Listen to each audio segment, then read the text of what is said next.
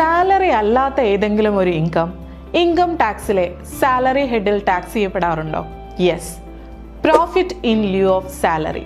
Regular salary അല്ലാതെ ഒരു എംപ്ലോയറുടെ കയ്യിൽ നിന്നും എംപ്ലോയിക്ക് കിട്ടുന്ന ഒരു എമൗണ്ടിനെയാണ് profit in lieu of salary എന്ന് പറയുന്നത്. എംപ്ലോയറുടെ ഭാഗത്ത് നിന്നും എംപ്ലോയിക്ക് കിട്ടുന്ന കോമ്പൻസേഷൻ, അത് ടെർമിനേഷൻ സമയത്താവാം, അല്ലെങ്കിൽ അവർ തമ്മിലുള്ള ജോബ് കോൺട്രാക്റ്റിൽ എന്തെങ്കിലും മോഡിഫിക്കേഷൻസ് എംപ്ലോയർ വരുത്തുമ്പോൾ അതിന് കൊടുക്കുന്ന കോമ്പൻസേഷൻ ആവാം. അങ്ങനെ കിട്ടുന്ന എമൗണ്ടിനെയാണ് profit in lieu of salary എന്ന് പറയുന്നത്. ഇൻകം ടാക്സിൽ section 17 sub section 3 profit in lieu of സാലറിയെ പറ്റി പ്രതിപാദിക്കുന്നത്. ഇനി പ്രോഫിറ്റ് ഇൻ ലിeu ഓഫ് സാലറിയിൽ വരുന്ന കുറച്ച് ഐറ്റംസ് ഏതാണെന്ന് നോക്കാം.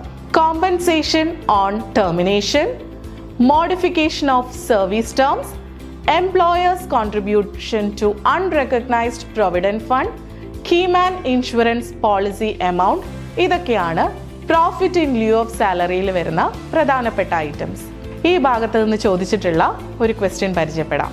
Compensation received by an employee for modification of service terms is treated as option A perquisite, option B allowance, option C profit in lieu of salary, option D capital receipt. ഏതാണ് profit in lieu of salary? ഇനി നിങ്ങൾക്കായ ഒരു ചോദ്യം. Which of the following is not treated as a profit in lieu of salary?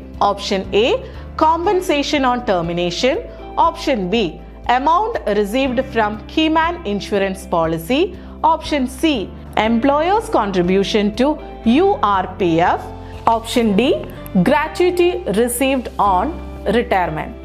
Do comment the answer below.